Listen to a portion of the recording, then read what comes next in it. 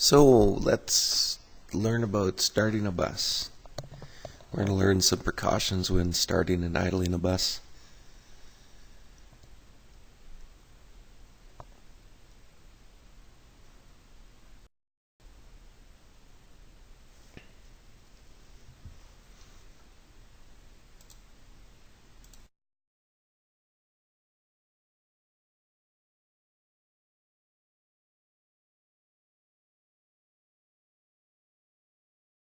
The working principle of diesel engines was established in 1893 by inventor Rudolf Diesel. This animation describes the working principles of diesel engines in the context of an inline-4 engine that operates in a 4-stroke mode. This kind of engine has 4 cylinders mounted in a straight line. The camshafts operate the valves. In this animation, each cylinder has 4 valves, of which 2 are inlet valves and 2 are outlet valves. The fuel injection system is responsible for supplying the cylinders with fuel. The pistons are forced down during the combustion stroke. The force exerted on the piston is transmitted through the connecting rod to the gearbox. In an inline-4 engine, there is always one piston doing one of the 4 strokes. That is the reason why 4-cylinder engines usually run more smoothly than their 1- and 2-cylinder counterparts. A 4-stroke diesel engine has the same strokes as an Otto cycle engine: induction stroke, compression stroke, power stroke, exhaust stroke. Unlike the typical Otto cycle engine, a diesel engine takes only in air through the intake valves during the first stroke. During the second stroke, the intake valves are closed and the air is compressed. As the air is highly compressed in the cylinder, the temperature of the air rises and reaches almost 1300 degrees Fahrenheit. In the third stroke, diesel fuel is injected directly into the cylinder. The fuel instantly ignites because of the high temperature of the air. The explosion pushes the piston down, which transfers power to the crankshaft. The fourth stroke is the process where the spent fuel-air mixture exits through the open exhaust valves, and the stroke cycle is repeated again.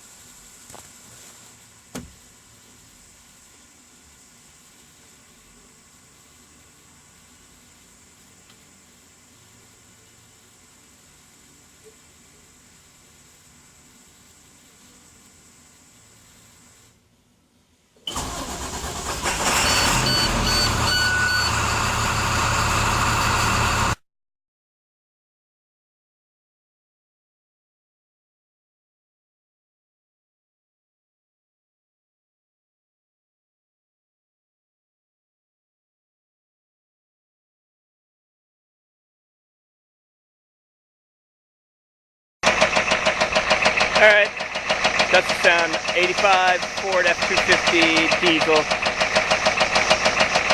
You can hear that knock. What is it? Started running rough.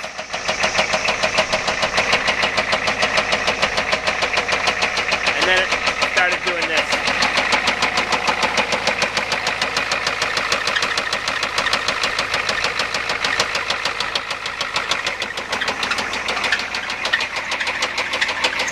Smoky when idling.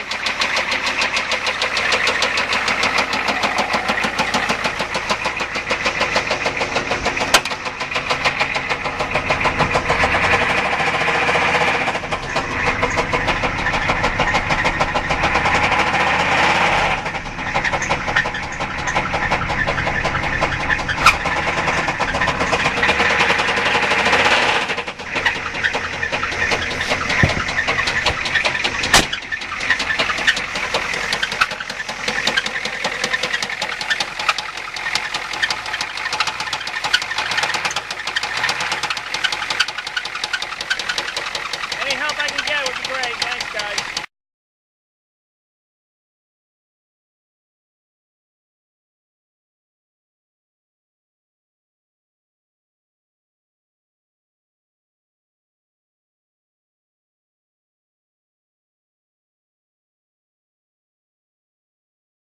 You ever have a car that got rod knock and it just goes knock, knock, knock, knock, knock, knock, knock, knock, knock, like really loud?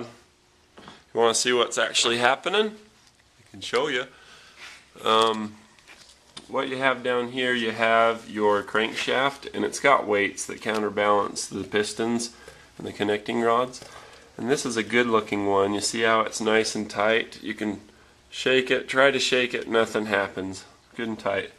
And then see this one? Look at the color difference. See how that's all black? That one's kind of brown. It's not the lighting, it's not the shadow. That actually got really hot. Got so hot, in fact. You see that rattle up and down? You can hear it knocking just like this. But that connecting rod's toast, and then also the crankshaft's toast. By toast I mean that they're just so severely worn that they're not salvageable. That's just nasty. The bearings in that are just totally gone, and it's just wearing on the metal surfaces of the connecting rod, which is this. This is what the pistons bolt onto.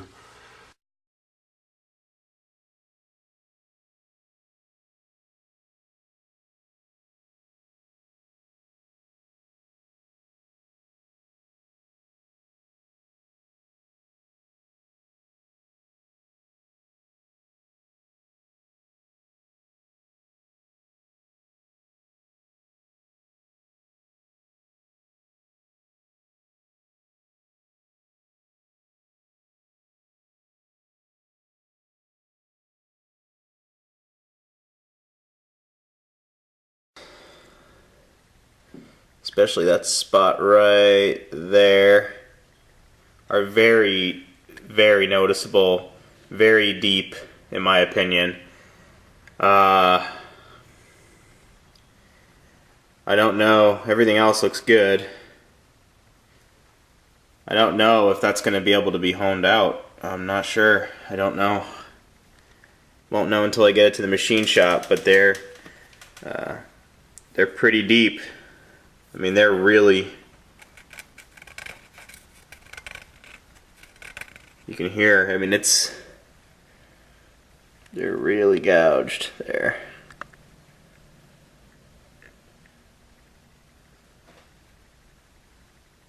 You can kind of see the damage.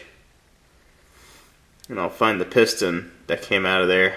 I have everything marked here. Okay, here we go. Boom. You can see a good amount of wear on the sides there. Pretty bad. Deep gouges.